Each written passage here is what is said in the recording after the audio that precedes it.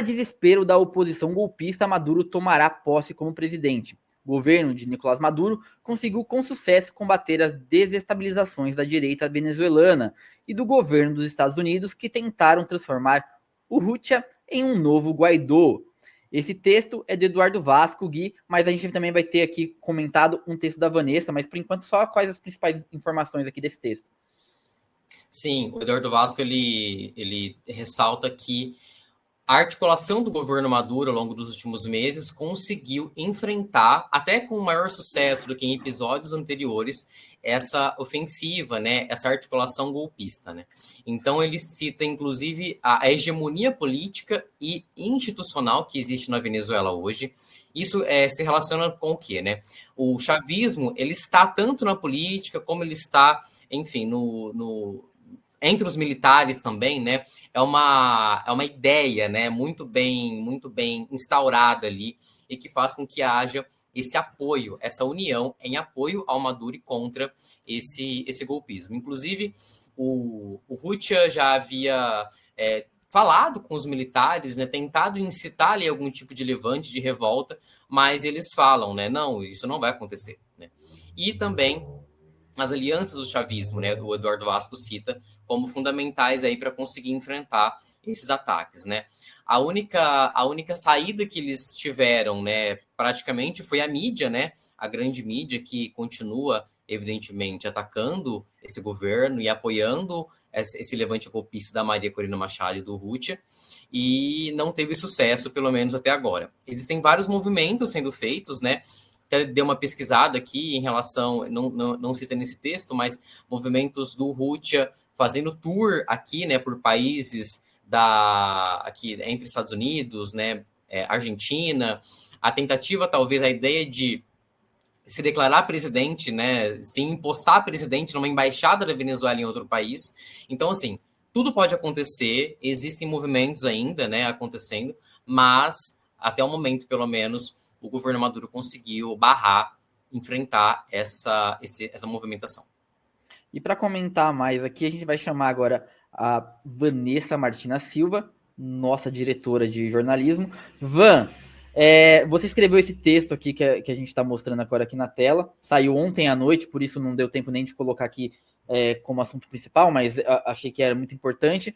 Se você quiser comentar um pouco sobre do que ele trata e por que é importante denunciar o que está sendo orquestrado aí pela grande mídia, seja bem-vinda. Obrigada, gente. Bom, antes de mais nada, feliz ano novo para todo mundo, né? Com 2025 um pouco menos tenso, um pouco menos dramático do que 2024, que foi um ano marcado por guerras, por recrudescimento dos conflitos que já haviam, né? Então, tomara que este ano seja um ano em que essas questões se resolvam ou se amenizem, coisa que eu não acredito, só estou jogando para o universo. Bom, o fato mais importante da semana é efetivamente a posse de Nicolás Maduro. Maduro foi eleito em julho de 2024. Ele antecipou as eleições.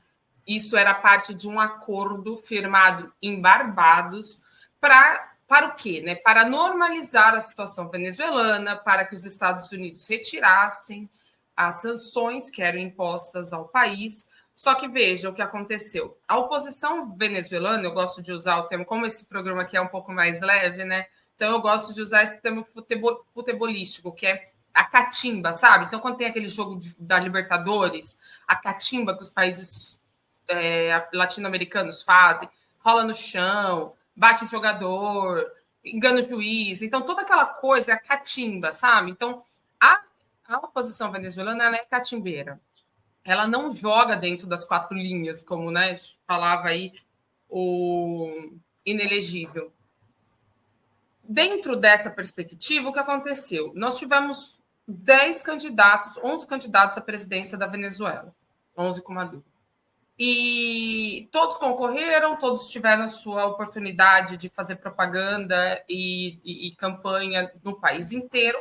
Só que, como eu disse, a oposição ela não joga, né, dentro das regras. Então, Maria Corina Machado, que é uma figura central da oposição venezuelana, hoje a pessoa mais carismática, a pessoa que mais move paixões no país, essa figura, Maria Corina Machado, ela não poderia ser candidata, como o nosso inelegível, que também não pode. E o que ela fez? Pegou uma figura, né? Pegou aí um espantalho, que é o Edmundo Gonzalez, um senhor que era diplomata e que efetivamente não tinha nenhuma condição de enfrentar esse complexo político que é a Venezuela, que eram essas eleições. Bom, esse cidadão teve bastante voto, né? Ele teve aí, o Maduro teve 52% dos votos, o Gonzalez ficou com 48%, ficou com bastante voto, os outros foram quase que irrelevantes. O Gonzalez, a partir de todo o drama que foi criado, né, com as eleições, nós tivemos aí as guarimbas, tivemos protestos violentos, tivemos mortes, e o Gonzalez deixa a Venezuela. Ele vai para a Espanha. A Corina Machado fica no país, né? Fica na Venezuela, na clandestinidade. Mesmo assim, nessa situação, o Gonzalez Urrutia, ele afirmava que ele ia tomar posse hoje. Então, assim, o cara nem no país estava, ele nem estava na Venezuela, ele estava na Espanha. E aí, como o Guilherme falou, ele fez um tour por vários países, e nesse tour ele meio que convenceu, enfim, e pegou ali, arregimentou a imprensa, né, que é muito favorável a ele, a Corina Machado. Então, ontem, isso foi só para contextualizar, para vocês entenderem, né? Então, ontem, o que aconteceu? A oposição venezuelana convocou uma grande marcha de toma de Caracas, para mostrar força, para mostrar que o Maduro não ganhou a eleição, essa narrativa, né, de criar o caos mesmo. Essa marcha teve pouca gente, muito pouca gente. Nessa matéria aí, eu acho que o Jorge não consegue botar o vídeo, né, porque saiu ontem à noite, mas tem nessa matéria que ele colocou na tela, tem imagem de um drone. O drone sobe assim e vê a marcha, uma marcha totalmente esvaziada, totalmente esvaziada. E a Corina Machado, para criar uma sensação internacional, para criar um clima de caos, o que ela fez? Ela e a oposição, né? Simularam um sequestro. Então, afirmaram que ela tinha sido sequestrada pelo governo e que aí uns falavam em sequestro, outros falavam em detenção, depois até eu não tinha visto isso, mas o Jorge comentou que falaram em tortura, e assim, nada disso aconteceu. O governo nega veementemente, não há ordem de prisão para essa figura, o que é até um erro, sabe? Porque tanto mal ela causou ao país já, porque ela tem uma longa trajetória, e está implicada em tantas tentativas de golpe, em tantos fatores de desestabilização, que é complicado ela ter todos os seus direitos de ir e vir e de fazer propaganda, proselitismo político. Essa imagem que está na tela agora é a imagem da manifestação da Corina Machado. O que acontece, né? Nessa técnica da direita de criar esse burburinho mundial, a Corina Machado, então, a oposição divulga que ela foi sequestrada, a mídia hegemônica, os meios de comunicação internacionais prontamente saem para denunciar esse fato de que ela foi presa pela ditadura do Maduro, pelo regime opressor, que o regime piorou, que a opressão, não sei o quê. Hoje, um podcast que eu escuto sempre, que é o podcast No Pé do Ouvido, falava em banho de sangue. Então começa assim num clima tenso e fala assim: o medo, o temor é de um banho de sangue na Venezuela pela posse de Nicolás Maduro. Cara, hoje, 10 de janeiro, o Maduro já foi juramentado pela Assembleia Nacional como presidente constitucionalmente eleito para o mandato de 25 a 31, acho. Não, de 25 a 30. Então, ele já tomou posse, quer dizer, ele já foi juramentado, o processo está andando, tem povo nas ruas respaldando, perdão, é até 31 mesmo, é de 25 a 31, são 6 anos. Então, o povo na rua respaldando, ao contrário da mobilização esvaziada da oposição, a mobilização do chavismo teve muita gente, né? Então, assim, lotou as avenidas principais do país. Mas o discurso, né, a guerra, a tal da guerra de narrativas, ela se mantém, porque neste momento nós temos Folha de São Paulo falando que é uma ditadura, que é repressora, que há um temor tremendo. Nós temos o Globo falando isso, e todos os veículos internacionais alinhados no mesmo tom, na mesma linha, com a mesma visão, denunciando que essa eleição teria sido fraudada, né? Mesmo com a justiça do país, que seria o equivalente aqui ao nosso STJ, não, Superior Tribunal de Eleitoral, TSE, Tribunal Superior Eleitoral, lá que enfim, agora eu não lembro as siglas, mas é ao contrário.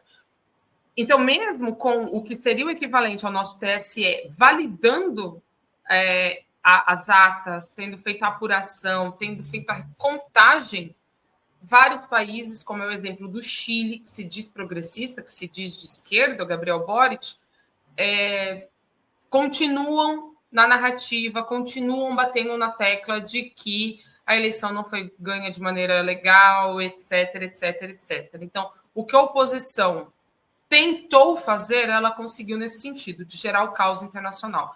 Dentro, a Venezuela é outra coisa. Então, aqui fora se fala em banho de sangue.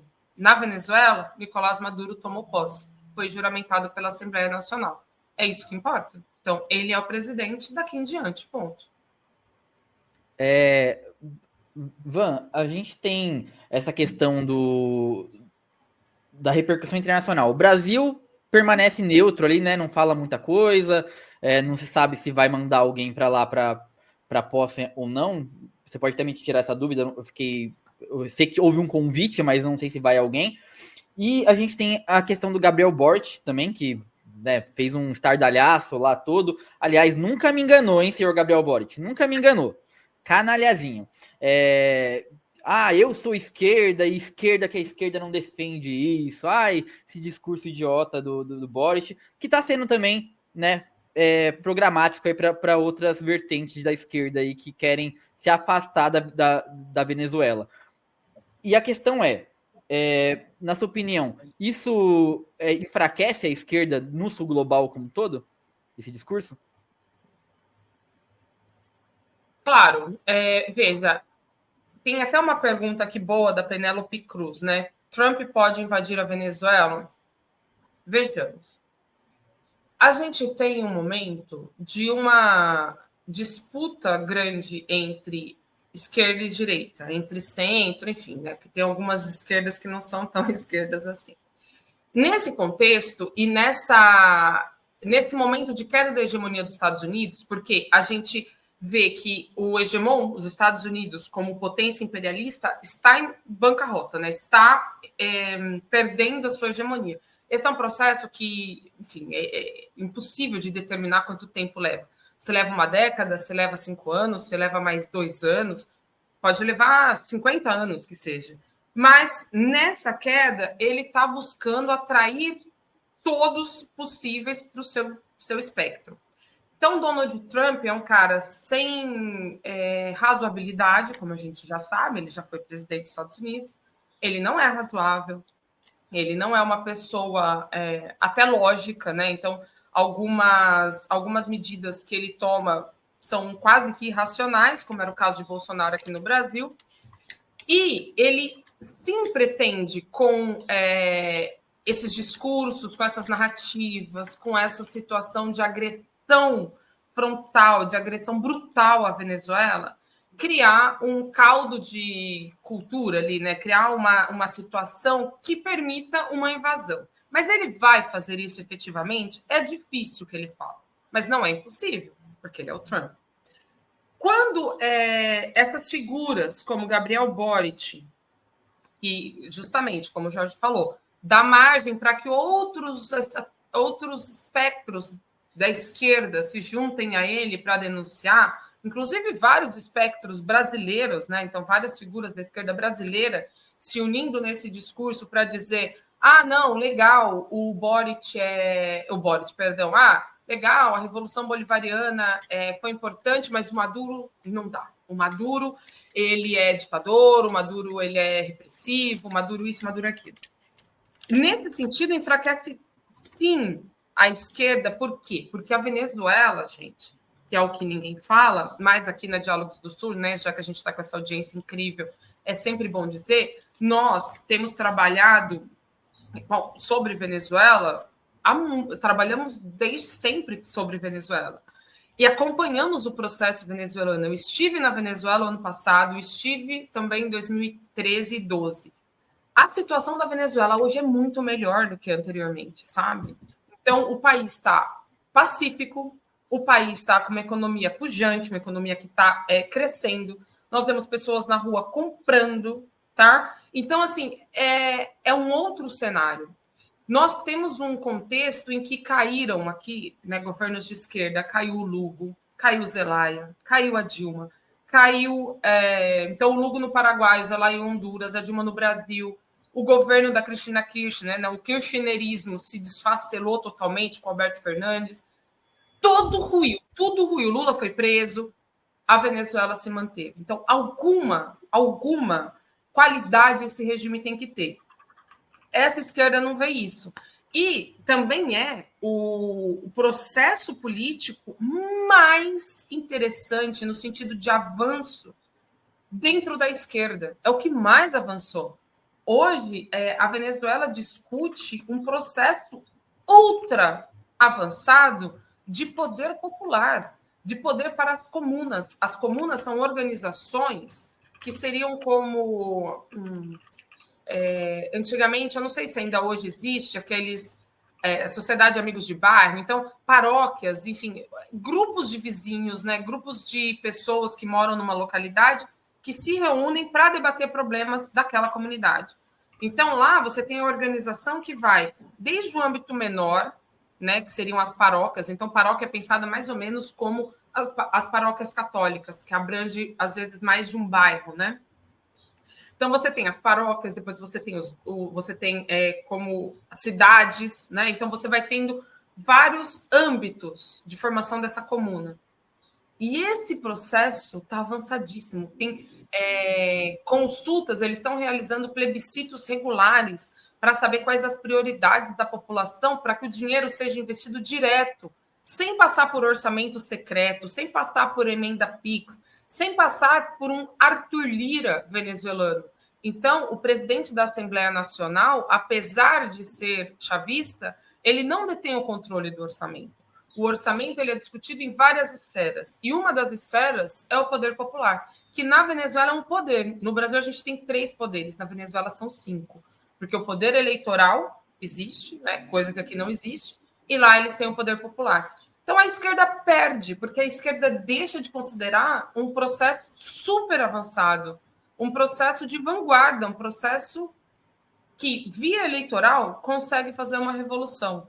Coisa que, assim, é rara no mundo, né? Geralmente, as revoluções são feitas a partir da tomada do poder à força. Na Venezuela, isso é via democrática, via urna, a partir da decisão e escolha do povo. Gui, a gente vai partir para os comentários agora, Van. Só queria, antes de passar para o Guilherme aqui, para ele ver se ele tem algum comentário aqui que ele quer destacar, que o Joseph se tornou membro aqui do canal. Seja muito bem-vindo, Joseph. Ele se tornou membro da Resistência, então ele está na faixa 2 ali. Muito obrigado, seu apoio é muito importante. Espere o nosso e-mail aí que a gente vai mandar com as bonificações aí, te agradecendo mais ainda, mas sempre vamos comentar aqui. Se quiser comentar, a gente lê aqui seu comentário também, fica à vontade. A gente está sempre aberto para novos membros. E se você não é membro ainda, seja membro. Clica aqui embaixo, tem o botão de Seja Membro. Lá você vai ter um vídeo que eu vou explicar para você direito. Deu uma travada o Jorginho aí. Não só para mim, né? Não, travou. Vamos esperar, ele já deve estar recuperando aí a conexão. Voltou. Eu voltei? Voltei. Ai, gente, é uma coisa. Parece que sempre no finalzinho trava, já repararam? Mas eu queria dizer para o pessoal clicar no botão Seja Membro para entender o que cada faixa de valor que a gente tem aqui dá direito. Então lá tem um vídeo explicando certinho cada faixa de valor e é bem legal. Então façam isso. Gui, falei demais. O que você tem de comentário aí para a gente? Você separou algum? Quer que eu exiba aqui todos? O que você quer que eu faça? Não. Não, você fala dos comentários dos coisas ou comentário meu? Perdão. Pode comentar, depois a gente joga os comentários do público. Não, só ia comentar que assim, o que eu é só pincelar, na verdade, porque é uma discussão muito mais ampla do que isso, é que esse debate da Venezuela, até por conta de conversas que eu tive com pessoas que eu conheço, que são de esquerda e criticam a Venezuela, eu acho que ela abre a seguinte questão, né? Quando a gente olha o que a grande mídia faz em relação à Venezuela, as acusações, né? É uma ditadura, cerceia a liberdade, e a gente vê o padrão duplo dessa grande mídia, né? Por que ela não critica outros países? E as pessoas elas vêm com um argumento do tipo, não, mas não é porque lá é assim que na Venezuela vai ser. Esse não é o ponto, né? Aqui a gente tem uma posição muito de defesa da Venezuela, de defesa do projeto venezuelano. Então, essa não é uma discussão para a gente. O que a gente precisa entender, né, e acho que esse é o convite que nós fazemos nas análises que a gente publica, é o porquê a Venezuela é acusada de ditadura, por que ela é atacada dessa forma, que tipo de política está sendo aplicada no país, né, para que ela seja tão detestada e vista, que o governo Maduro seja visto de uma forma tão, com tanta vilania, assim, né? Por que a grande mídia tem que fazer com que a gente desperte tanto ódio por esse governo, né? Então, um dado que o Eduardo Vasco ele traz aqui no texto, por exemplo, é que 77%, quase 78% dos ganhos com recursos energéticos vão ser destinados a investimentos sociais e não para empresas petrolíferas estrangeiras. Além disso, também, né, um movimento que a gente observa em vários países, existe aí a tendência a se alinhar ainda mais à China, à Rússia e ao BRICS. E, inclusive, ele até aponta, né, que ainda assim a Venezuela tem que ter cuidado, porque o Marco Rubio, que é o secretário de Estado nomeado pelo Trump, é que vai definir as políticas externas a partir de agora, e ele tenta, né, ele tem um grande know-how aí, né, para lutar contra o chavismo, né, para tentar prejudicar e tentar derrubar. Mas só voltando na questão do projeto, é entender o projeto venezuelano, né? E entender que é por isso, por ser como é, por defender o que defende, que a grande mídia se comporta como se comporta. A gente precisa entender isso, né? E precisa sim questionar o padrão duplo da grande mídia. A gente fechar os olhos a isso, né? A gente simplesmente vê o que esses veículos estão falando e falar, não, é isso, né? E Venezuela é uma ditadura. E a gente vê tantas violações, eu não digo nem violações piores, né? Porque até quando a gente vê uma notícia, por exemplo, de que o Maduro prendeu o fulano, a gente vai num outro veículo, muitas vezes a gente consegue descobrir, estamos falando de versões aqui, né? A gente consegue descobrir que essa pessoa que foi presa, ela estava associada a um plano golpista. É a mesma coisa que, sei lá, o Braga Neto ser preso, e aí a grande mídia dizia assim, nossa, o governo Lula prendeu o Braga Neto. E aí quando você vai ver, ele está envolvido no plano golpista. É sobre isso. Então, essa criticidade precisa acontecer, né? Ela precisa ver quando a gente vai ver as notícias sobre a Venezuela, né? O que está sendo apontado como uma violação é uma violação? Ou eles estão prendendo pessoas golpistas, né? Esse, eu acho que é o que talvez a gente tenta aqui na Diálogos do Sul, em outros veículos realmente de esquerda, que estão aliados a essa luta do sul global, a luta dos povos, tenta apontar.